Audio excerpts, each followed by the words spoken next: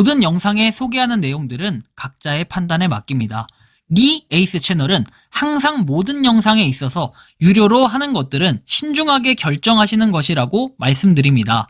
아울러 무료로 하는 것들 역시 각자의 판단으로 선택해서 결정하시는 점이라는 것을 강조드립니다.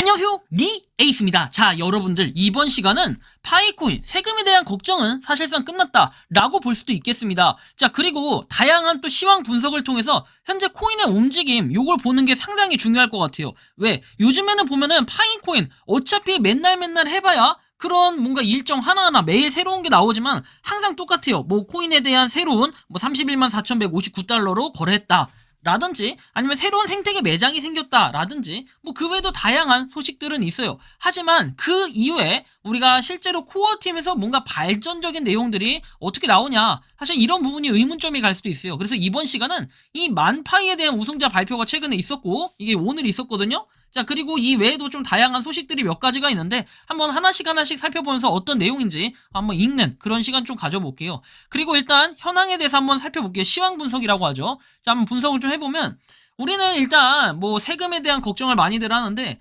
가상자산 과세 개요라고 해가지고 가상자산 양도, 매매, 교환, 대여로 발생하는 소득이라고 되어 있습니다.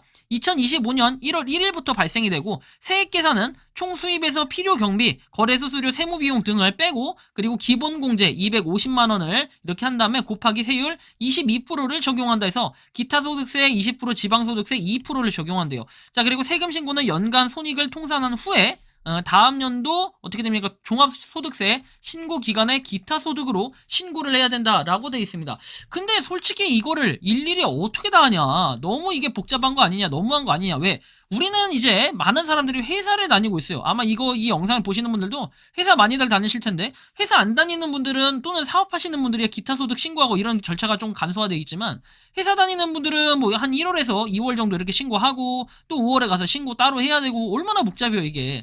그래서 약간 뒷박이에요. 왜? 여러분들 코인을 이 세금이나 이런 거 신고할 수 있게 자동으로 등록되는 휴대폰 번호 입력하게끔 돼 있잖아요. 그 휴대폰 번호 입력해가지고 현금 영수증 발행하게끔 돼 있는데, 아니 그런 거 통해서 자동적으로 이렇게 하는 방법도 있는데 굳이 이거를 이렇게 기타 소득으로 한다? 전 이것도 심보가 되게 웃긴 것 같아요. 따로 기타 소득으로 신고를 해야 되는 게 아니라 알아서 이렇게 뭐 정부에서 할 수 있게끔 해주던가. 참 보면 정책 참 특이하게 만들었다라는 느낌이 많이 들 정도예요.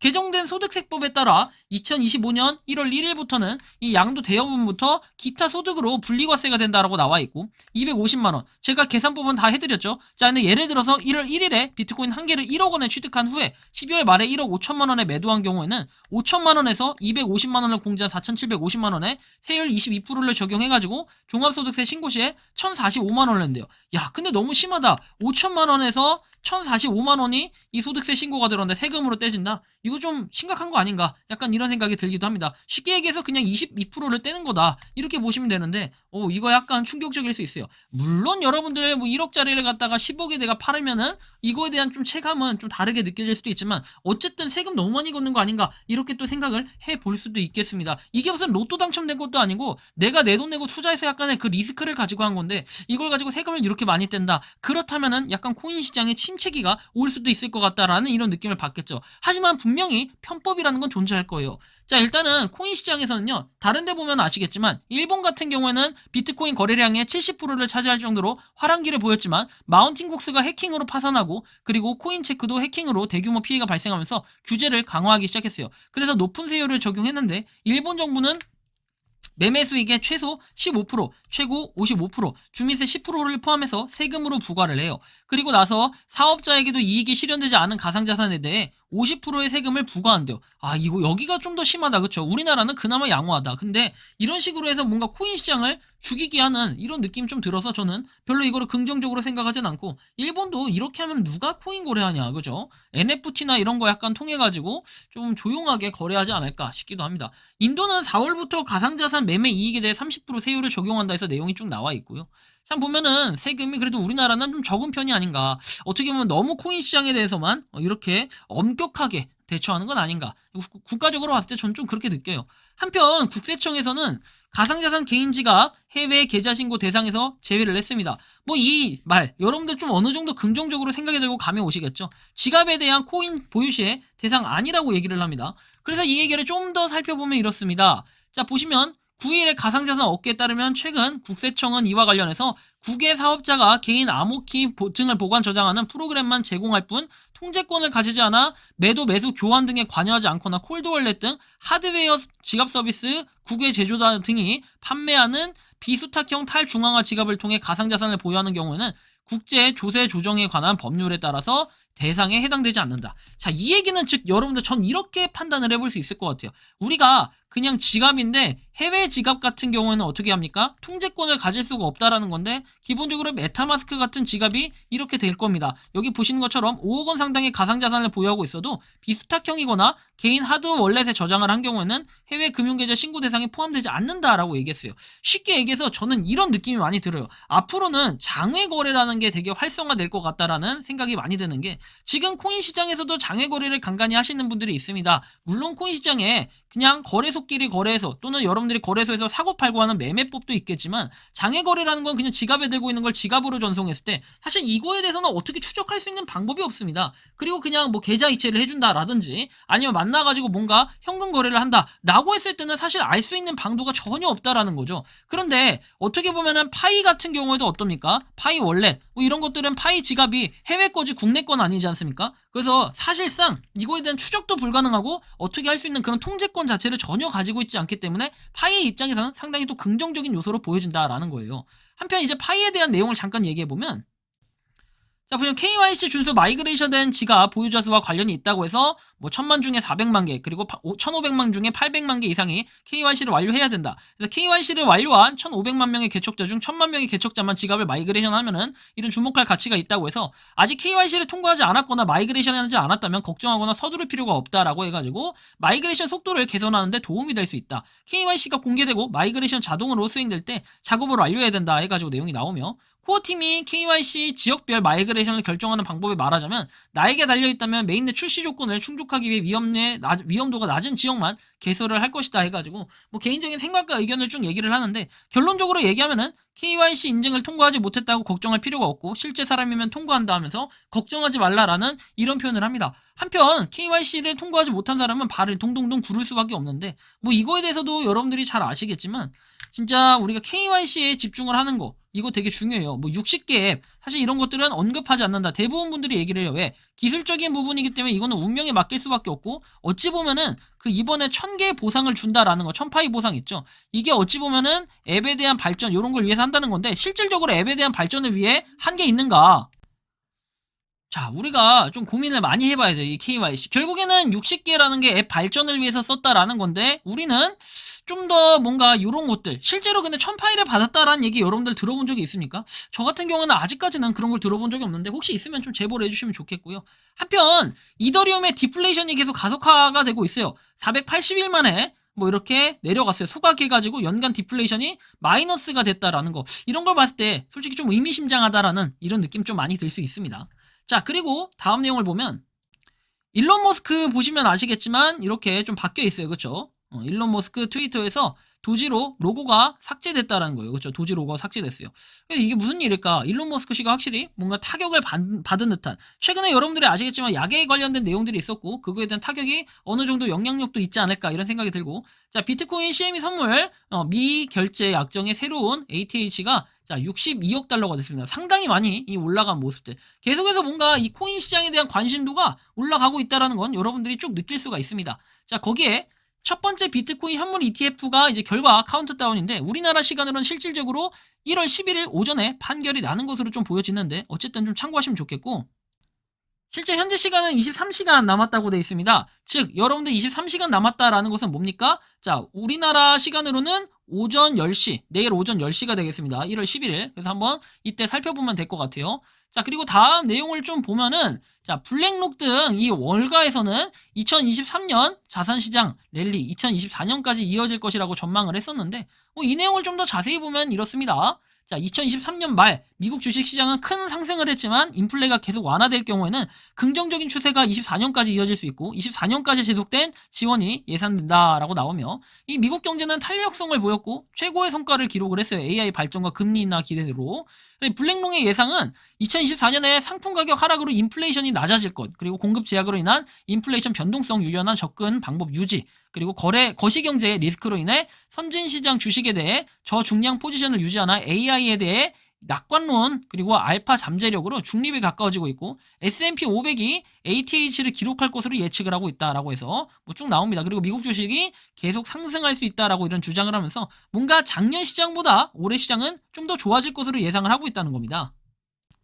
자, 다음 내용을 좀 살펴보죠. 자, 다음 내용은 뭐 이렇게 비트코인 할빙 해가지고 나와 있죠. 반감기에 대한 내용인데 이제 여러분들이 봐야 될 거는 반감기도 얼마 안 남았다라는 거예요. 비트코인 반감될 때까지 15,000개의 블록이 남았는데 실질적으로 한 99일 정도, 앞으로 한 3달하고 좀 3일 정도 뒤라고 할까요? 그렇다면은 한 4월 정도가 되지 않을까 싶어요. 4월 초 정도. 좀 기대감이 또 실리는 상태예요. 이에 따라 또 코인 시장이 어떤 식으로 변할까? 사실 요거에 대한 기대감들이 아마 많이 있을 건데요. 또 한편 이런 내용이 나와요. 자, 트위터 계정이 뭐 손상돼가지고 승인되지 않은 트윗이 게시가 됐다. SEC는 현물 비트코인 거래소 거래 상품의 상장 및 거래를 승인하지 않는다라고 얘기를 하죠. 도저히 이런 좀 공포감을 자꾸 주는 이유 잘은 모르겠지만 솔직히 좀 짜증난다 라는 생각까지 들 정도로 일단 뭐 내일 정도의 결과 나오면 그다음 봐야 될 것 같아요.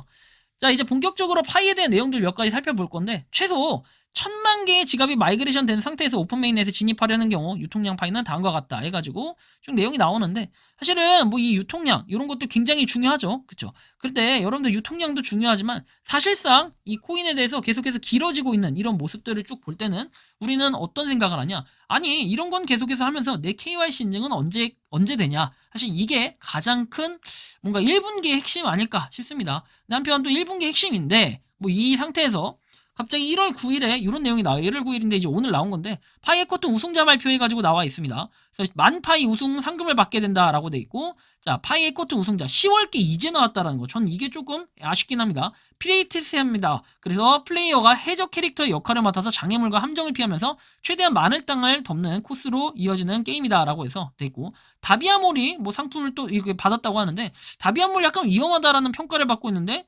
여기가 또 우승자로 선정이 됐대요. 그래서 살짝 이런 거 보면은 도대체 코어 팀은 어떤 기준으로 이걸 선정을 했을까? 아니면 지원한 곳이 거의 없나? 이런 생각이 들 수 있어요. 근데 이런 데가 만파이를 받았다라는 게 좀 신기하기도 하고.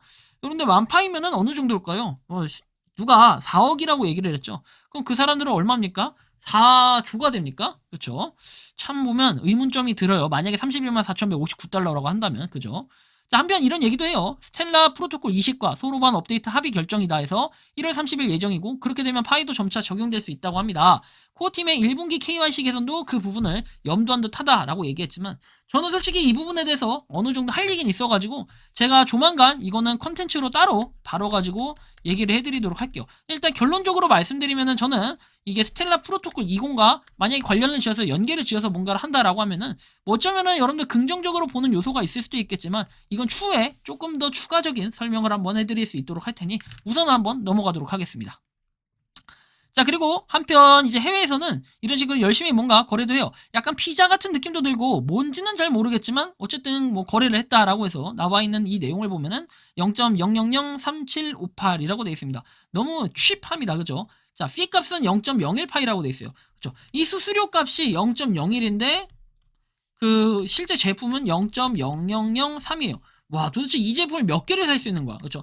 이런 뭔가 허탈감? 이런 게 많이 느껴질 거예요. 제품 열심히 만들어서 제품 만드는 데 1시간 걸리는데 이거 하는데 0.0003파이 받으려고 0.01파이를 소비를 했다. 야, 이거는 조금 의문점이 들 수 있어요. 여전히 이거에 대한 뭔가 딜레마에 빠져 있고 그러면 수수료 값이 조금 더 그런 디스카운트가 돼야 돼요. 0.01은 너무 비싸다라는 생각 아무래도 많이 가질 수밖에 없습니다. 해외에서 가장 불만인 그리고 GCV라는 사람들이 가장 불만은 이게 아닐까. 전 솔직히 이렇게 조금 말씀을 드리고 싶고 어느 정도 가격에 대해서는 뭔가 오픈 메인넷이 이루어지고 나면 그때부터가 본격화되지 않을까라는 느낌이 들어요. 자, 한편 일단 해외에 대한 그런 움직임들 또 봐야겠죠. 해외에서 어떤 식으로 움직이는지 그것도 즐거운 모습들이거든요. 그런 모습들 잠깐 한번 살펴보면서 잠깐의 힐링 갖는 시간 가져볼게요. 영상 띄워주세요.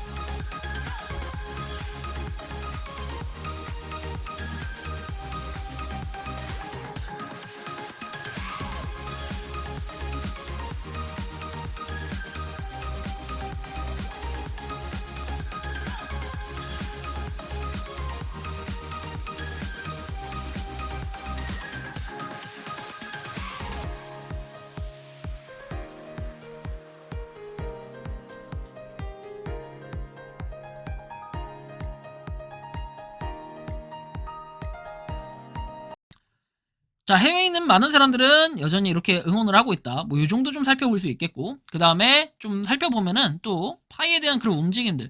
뭐, KYC 관련한 볼륨은 일단 7일에 가장 많았고, 그리고 8일, 9일은 거의 뭐, 볼륨은 있지만 약간 되게 더디다라는 거 볼 수 있어요. 6일과 7일에 확실히 이 KYC 인증이라는 게 좀 많이 이루어졌다. 그만큼 예측을 좀 해볼 수가 있겠고, 뭐, 노드에 대해서는 큰 변화는 없다. 요 정도 잠깐 느껴볼 수 있고, 자, 보시면 지감이나 이런 증감 추이가 거의 없다라는 거 확인할 수 있겠죠. 보시면 마이닝 보상 관련해서도 역시나 6일과 7일에 있고 나머지는 빵빵빵이라는 거. 사실 저는 이 부분이 되게 안타까워요. 조금씩이라도 뭔가 있다면 그 가능성들이 있는데 갑자기 확 해가지고 이렇게 해봐야 여러분들 1년 단위로 그 다음에 전부 해가지고 전체 단위로 봤을 때는 아무리 많아봐야 지금 11만 개, 그쵸? 11만 개씩 매일 된다고 해도요. 지금 되게 역부족이에요. 왜? 30일 동안 10만 개씩 한다고 하면 300만 명이 되는데 그렇게 정말 힘이 실릴 수 있을까? 뭐 1월에 소로반 뭐 이런 얘기, 스텔라 소로반 이런 얘기들 하는데 사실 저는 이거에 대해서는 추후에 좀 더 말씀드리겠지만 사실 스텔라 뭐 이거는 별개로 프로젝트는 프로젝트예요. 그래서 그런 걸 큰 그림을 그렸다 이런 걸 하기보다는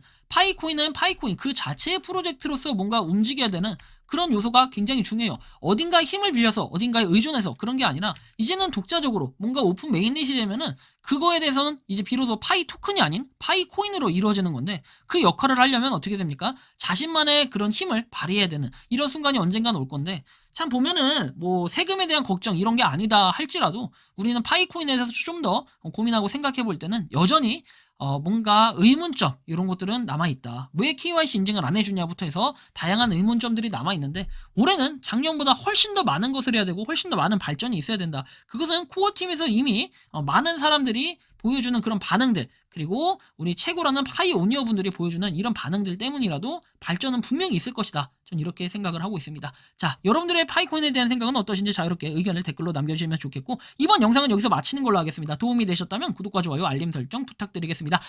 에이스였습니다. 감사합니다.